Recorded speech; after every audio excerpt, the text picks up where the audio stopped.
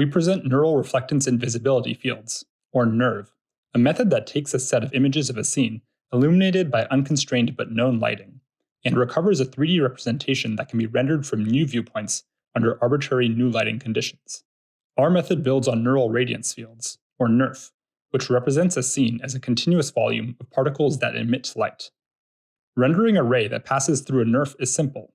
You just sample points along the ray, and the final color is a sum of the light emitted by particles at each point, multiplied by how much that point is blocked by closer samples. NeRF works well for rendering the same scene from novel viewpoints, but does not give us a way to simulate how any point's appearance changes with new lighting conditions. To enable relighting, we first need to replace NeRF's model of all points being emitters with a model where all points have a reflectance function that describes how particles reflect incoming light. Then we can simulate how the light from external sources is attenuated and reflected by particles in the scene. Unfortunately, this is a difficult problem for NeRF's neural volumetric representation, and the main reason is that determining the visibility between scene points and light sources is fundamentally an expensive procedure.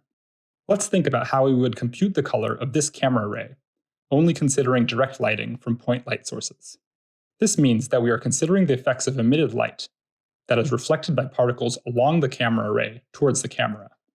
We first have to query the network for the volume density at each point along the camera array to figure out how much each point is blocked by closer points.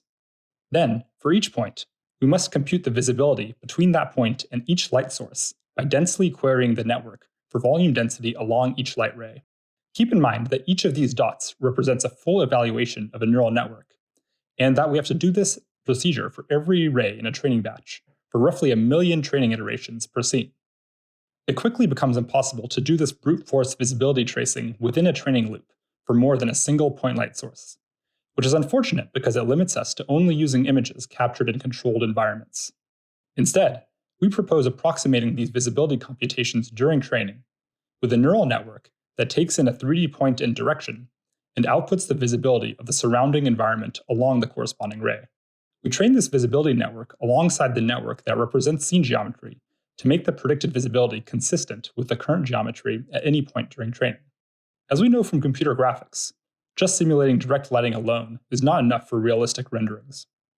Unfortunately, simulating indirect illumination with a brute force strategy is even more daunting because indirect light arrives at any scene point from all directions. Repeatedly querying a network for the density along all possible indirect paths would be prohibitive in a training loop, so we introduce another approximation to make this tractable. We additionally train the visibility network to predict the expected termination depth for a ray leaving a 3D location in a given direction. So then we can estimate the one bounce in direct illumination at a point arriving from any direction by computing the direct illumination shading of the corresponding predicted termination points, using the visibility approximation from before. Our learned approximations let us simulate complex volumetric light transport at each step within the training loop to recover a relightable 3D scene representation using only images as inputs. Here we're showing some of the output buffers of our model for this scene of hot dogs on a plate. NeRV recovers plausible surface normals, albedo, and roughness at each point. On the bottom row, we visualize our learned visibility approximation as shadow maps, as well as renderings using just direct or indirect illumination.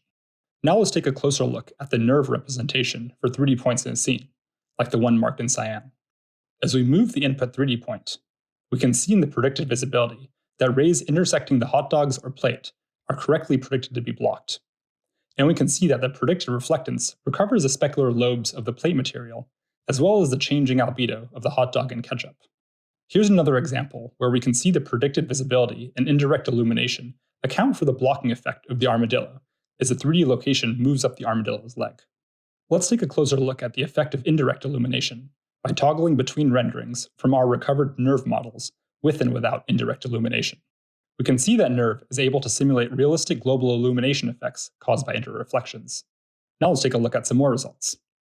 Neural reflectance fields, the prior work which our method builds upon, is limited to training on scenes illuminated by a single point light source and can only model direct illumination because they use a brute force strategy to compute visibility. When we do in fact use training images illuminated by a single point light source, both their method and ours successfully recover representation for relighting and view synthesis. However, If we instead use training images of a scene illuminated by light coming from more than a single source, such as ambient lighting arriving from all directions, their method is unable to properly simulate the additional light, and attempts to minimize the training loss by altering the geometry and albedo, which prevents it from generalizing to new illuminations at test time. NeRV is able to perform much better in this setting, since we can simulate all light sources while training. Neural reflectance fields use a network to predict surface normals, while our strategy of computing surface normals using the analytic gradient of the network's predicted volume density produces more accurate normals that can be used in downstream graphics tasks.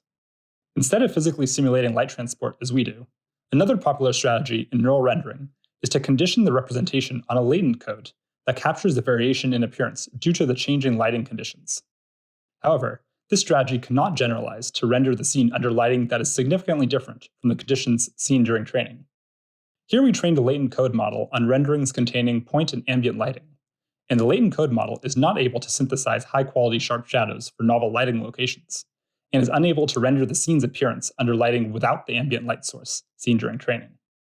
NeRV even outperforms methods that require substantially more input data, such as neural light transport, which requires an input proxy geometry as well as multiple images per camera viewpoint, each illuminated by a different point light source.